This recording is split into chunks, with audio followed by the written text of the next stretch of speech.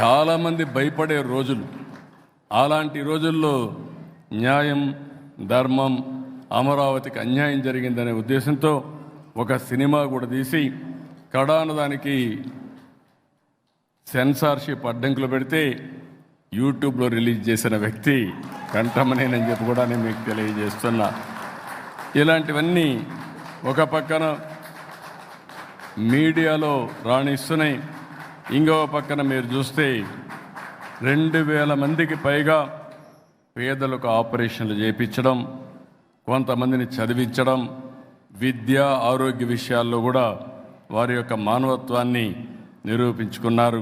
దానికి కూడా వారిని మనస్ఫూర్తిగా అభినందిస్తూ నేను ఈ మధ్యకాలంలో కొత్త కార్యక్రమానికి శ్రీకారం చుట్టాను. ఆర్థిక సంస్కరణలు 91లో వచ్చాయి. అక్కడి నుంచి సంపద సృష్టించడం P3 ద్వారా, అంటే ప్రభుత్వం ప్రైవేట్ భాగస్వామ్యంతో సంపద సృష్టిస్తున్నాం. ఒక రోడ్లు కానీ, ఒక ఎయిర్పోర్ట్లు కానీ, లేకపోతే పవర్ కానీ, టెలికాం కానీ అన్నీ ప్రైవేట్ సెక్టర్లో వచ్చే పరిస్థితి వచ్చింది. నేను ఇప్పుడు కొంతమంది దీనివల్ల, జస్టిస్ గారు ఇక్కడే ఉన్నారు, రమణ గారికి అనుభవం ఉంది, సుదీర్ఘంగా న్యాయస్థానంలో పనిచేశారు, కడాన సుప్రీంకోర్టు న్యాయమూర్తిగా, ప్రధాన న్యాయమూర్తిగా పనిచేసి రిటైర్ అయ్యారు. ఈరోజు దేశంలో మీరు చూస్తే ఆర్థిక అసమానతలు పెరిగిపోతున్నాయి, అంతా బిలినియర్స్ అయిపోతున్నారు. లేనివాడు 100 రూపాయలు కూడా పర్ డే ఆదాయం వచ్చే పరిస్థితి లేదు. ఇలాంటివి వచ్చినప్పుడు ప్రభుత్వ విధానాల ద్వారా, అవసరమైతే ప్రైవేట్ వ్యక్తుల భాగస్వామ్యంతో పేదరికాన్ని పూర్తిగా నిర్మూలించవలసిన బాధ్యత మనందరిపైన ఉందని చెప్పి కూడా నేను మీకు తెలియజేస్తున్నా. ఒక పక్క పాలసీలు తీసుకొస్తున్నాయి, ఇంకో పక్క నేను తీసుకొచ్చింది P4 పాలసీ తీసుకొచ్చాను. ప్రభుత్వం, ప్రైవేట్, ప్రజల భాగస్వామ్యంతో ఎవరైతే టాప్లో ఉండే 10% హై నెట్వర్త్ ఇండివిజువల్స్ కింద నుండే 20% కానీ దత్తత తీసుకోగలిగితే, మెంటరింగ్ చేయగలిగితే, హ్యాండ్ హోల్డింగ్ చేయగలిగితే మనతో సమానంగా వాళ్ళు కూడా పైకి వచ్చే అవకాశం వస్తుంది. వాళ్ళకు తెలివితేటలు లేక కాదు, కంఠమనేని కూడా ఒక మారుమూల ప్రాంతంలోనే పుట్టాడు, జస్టిస్ రమణ గారు కూడా ఒక మారుమూల ప్రాంతంలో, ఒక గ్రామీణ ప్రాంతంలో పుట్టారు, నేను కూడా ఒక ఊరిలో పుట్టాను, 6 కిలోమీటర్లు నడి చదువుకున్నారు హై స్కూల్స్లో.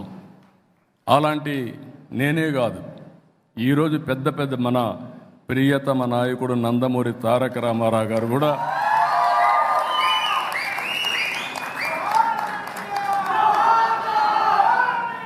ఆయన చరిత్ర మనం చూస్తే ఒక మామూలు కుటుంబంలో పుట్టి అచంచలమైన ఆత్మవిశ్వాసంతో అనునిత్యం పనిచేశారు. ఆయన ఎదుగుదల కూడా చాలామంది సహకరించారు. ఈరోజు చరిత్ర ఒక్కసారి తిరిగేసుకుంటే మళ్ళీ ఎన్టీ రామారావు గారిని, లేకపోతే ఆయనతో పోల్చుకోవాలంటే మళ్ళీ ఎన్టీ రామారావు గారే తిరిగి పుట్టాలి తప్ప వేరే వాళ్ళకు సాధ్యం కాదు. అలాంటివి మనం చూసినప్పుడు అందరిలో శక్తి సామర్థ్యాలు ఉన్నాయి, కానీ అలాంటి వ్యక్తులకు చేయూతనివ్వాల్సిన బాధ్యత మనందరిపైన ఉంది. నాకు ఏమాత్రం అనుమానం లేదు, భారతదేశం is a great country, great nation. ఇండియన్స్తో పోటీ పడే మనుషులు ప్రపంచంలో ఎక్కడా లేరు. ఈ విషయం కూడా మీరు గుర్తుపెట్టుకోండి. దీనికి 2-3 కారణాలు.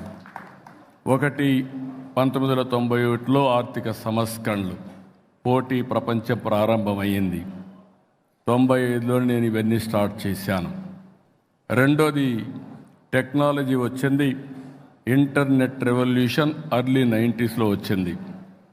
అక్కడి నుంచి మీరు చూస్తే ఫస్ట్ మూవర్ అడ్వాంటేజ్ ఇండియన్స్ తీసుకున్నారు, అందులో తెలుగు వాళ్ళు అడ్వాంటేజ్ తీసుకున్నారు. మూడోది, మనం ఊహించింది డెమోగ్రఫిక్ డివిడెండ్. ప్రపంచంలో యంగ్స్టర్స్ ఉండే ఏకైక దేశం భారతదేశం. ఈరోజు భారతదేశం ప్రపంచం మొత్తం సేవలు అందించగలుగుతుందంటే దానికి కారణం యువత. ఇక్కడ కూడా మీరు చూస్తున్నారు, ఈ ఈలలు కేకలు వస్తున్నాయంటే మా యూతే కేకలేస్తున్నారు, ఈలలు వేస్తున్నారు, ఎనర్జీ సృష్టిస్తున్నారు. ఇవన్నీ పాసిబిలిటీస్ వస్తున్నాయంటే భవిష్యత్తులో కూడా ఈ యువత అద్భుతాలను సృష్టించబోతుంది. నాకు ఏమాత్రం అనుమానం లేదు, మీ అందరికీ చెప్తున్నా, స్కై ఈజ్ ది లిమిట్. ఒకప్పుడు పనికి పోతేనే పని, ఈరోజు మీరు పనికి పోతే కాదు, మీకు ఎప్పుడు సమయం దొరికితే అప్పుడు పనిచేసే అవకాశం వచ్చింది. ఇప్పుడు ఫ్లెక్సిబుల్ వర్కింగ్ వచ్చేసింది. ఒకప్పుడు ఆఫీసుకు పోతేనే జీతం, ఇప్పుడు ఆఫీసుకు పోవక్కర్లా, ఇంట్లో కూర్చొని వర్క్ ఫ్రమ్ హోమ్ పని చేసుకుంటే ఇప్పుడు డబ్బులు వచ్చే పరిస్థితి వచ్చింది. ఒకప్పుడు మగవాళ్లే పని చేస్తారనుకునేవాళ్ళు, ఇప్పుడు మీకంటే ఆదాయం ఆడబిడ్డలు ఎక్కువ సంపాదిస్తున్నారు. This are all realities. పోటీ ప్రపంచంలో మనం చూస్తే ఈ ఎకానమీలో, క్రియేటివ్ ఎకానమీలో ఎవరికి ఎక్కువ నాలెడ్జ్ ఉంటే వాళ్ళు ముందుకు పోయే పరిస్థితి వస్తూ ఉంది. ఈ పోటీ ప్రపంచంలో ఒకటే నేను చెప్తున్నా మీ అందరికీ, నేను కూడా ప్రపంచం ఏం జరుగుతుందో అధ్యయనం చేసి మీకు స్ఫూర్తినివ్వడం నా బాధ్యత, దాన్ని అందిపుచ్చుకోవడం తెలుగు జాతి బాధ్యత అని చెప్పి మరొక్కసారి మీ అందరికీ విజ్ఞప్తి చేసుకుంటూ, ఈరోజు తెలుగు వన్ స్ఫూర్తి పురస్కార గ్రహీతలు, నేను ఎందుకంటే అర్జెంటుగా మళ్ళీ అమరావతికి వెళ్తున్నాను కాబట్టి మీ అందరి అనుమతి తీసుకొని వీళ్ళందరికీ అభినందనలు చెప్పి నేను వెళ్ళాలనుకుంటున్నా. వీళ్ళందరినీ కూడా చూస్తే ఒక పక్కన శ్రీ మేడసాని మోహన్ గారు, సహస్రావధాని, ఇప్పుడు కూడా నాకు అర్థం కాదు, నాతోనే యూనివర్సిటీ చదువుకున్నాడు. అప్పుడు మాకు ఒక తెలుగు ప్రొఫెసర్ ఉండేవాడు, ఆయన కంటే ఈయన మేధావిగా అప్పట్లోనే మేము గుర్తించాం, వాళ్ళ ప్రొఫెసర్ కంటే మేధావిగా. అలాంటి వ్యక్తి. అదే సమయంలో ప్రజా వైద్యులు గౌరవనీయులు డాక్టర్ పాములపర్తి రామారావు గారు, ఆయన అనుకుంటే మీకు ఏదున్నా ట్రీట్ చేసేస్తాడు, ఒక్క నిమిషంలో క్యూర్ చేసే మెకానిజం ఆయన దగ్గర ఉంది.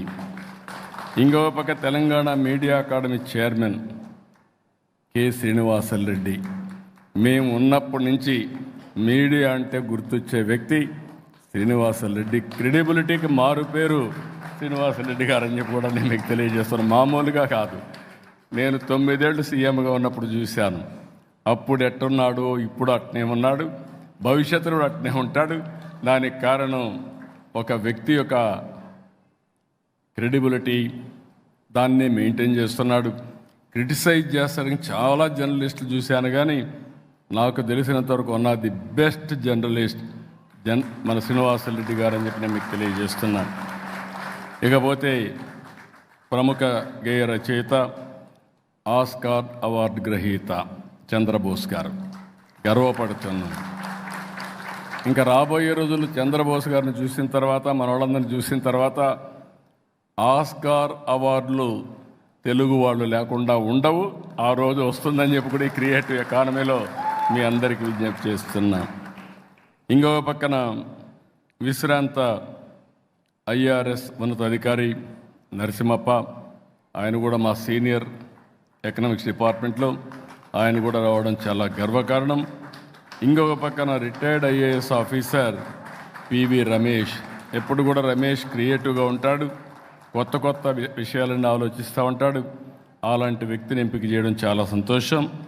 వ్యవసాయ నిపుణులుగా ముళ్ళగూరు అనంతరాయుడు గారు, ఇప్పుడు వ్యవసాయం కూడా మోడర్నైజేషన్ వచ్చేసింది, అగ్రిటెక్ పెద్ద ఎత్తున అభివృద్ధి అవకాశం ఉంది.